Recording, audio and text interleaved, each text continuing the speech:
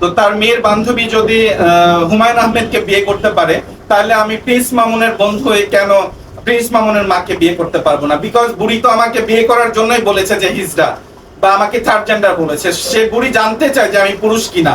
বুড়ির এত বেশি কুরুত, এই বুড়ির কুরুত মারার জন্য আমি বুড়িকে বিয়ে করতে চাই। ঠিক আছে? ক্লিয়ার?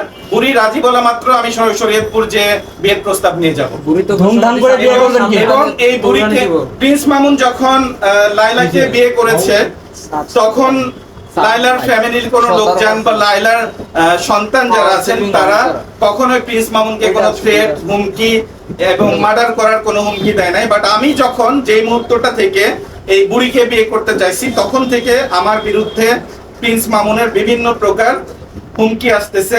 সকাল থেকে সে আমাকে যে নাম্বার থেকে আজকে হুমকি দিয়েছে, গতকালকে হুমকি দিয়েছে, এবং আমি কিছু জার্নালিস্টকে দিয়েছি অলরেডি, যে দেখ তাইলে মানে ওকে আমি এটা বুঝাইতে চাচ্ছি যে ও যখন একটা